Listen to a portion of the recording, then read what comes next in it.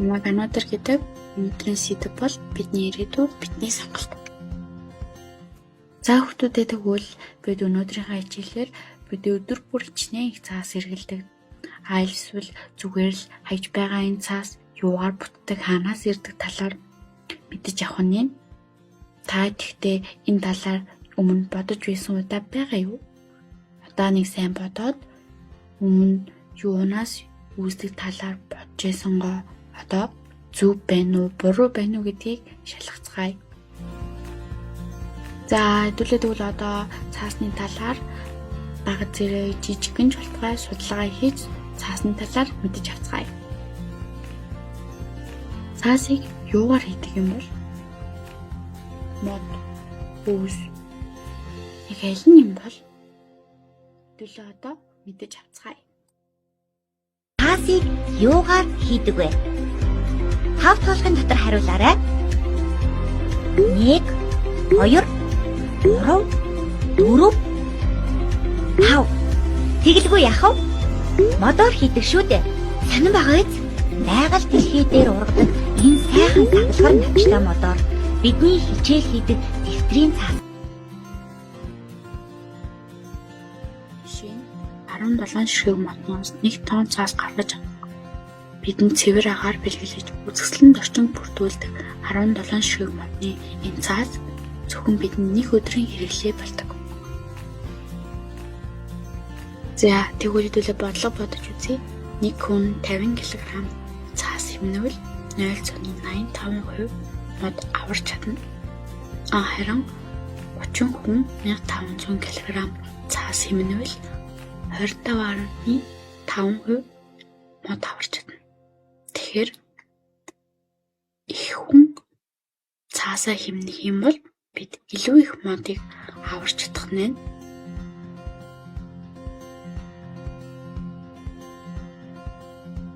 Цаас дахин боловсруулах.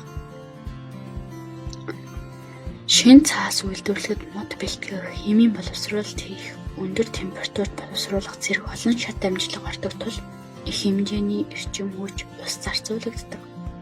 Харин хэрэглэсэн цаасыг дахин боловсруулснаар энэ процессыг хэлбэрчилж бэлэн түүхийн эдийн шууд ангилах боломжтой болдог. Үүний үр дүнд эрчим хүчний хэрэглээ ойролцоогоор 40% буурна. Усны хэрэглээ ойролцоогоор 50% нэмэгдэнэ. Мод тогтлох хэрэглээ багасж ой хамгаалагдана. Хог хаягдал болон байгаль орчны бохирдол буурна. Цаг уур нөлөөлөх хүлэмжийн хий багасна. Товчхондоо цаасыг дахин боловсруулах нь нөөц хэмтэж байгаль орчныг хамгаалах хамгийн энгийн бөгөөд үр дүнтэй арга юм аа. Энэ асуудал нь зөвхөн мод хамгаалтгаа биш, харин шүүмжлэх сэтгэлгээний илэрхийлэл. Бид аваа зүгээр л дадал зуршлаар бус үнэхээр хэрэгтэй эсхийг тунгаан мөдөж шийдэх ёстой. Зарим нөхцөлд цаасыг дижитал технологиор оруулснаар нөөц хэмнэж байгаль дэлтэй сонголт хийж болно. Харин зарим үед цаас авилах нь илүү тохиромжтой хэвээр байж болно. Тиймээс хамгийн чухал нөхцөл байдал тохируулан ухаалгаар сонголт хийх юм. Өнөөдөр бид цаасыг хэдий хэрэгцээгүй хэрэглүүл мод ихээр огтлогдож байгаль орчинд сөргөн нөлөө үзүүлнэ. Харин цаасыг зөв зохистой ашиглаж дахин боловсруулж шаардлагагүй дижитал технологиг сонгон хэрэглэснээр байгалийн нөөцийг хамгаалж чадна. Энэ нь тогтвортой хөгжлийн үндсэн санаатай нийцнэ.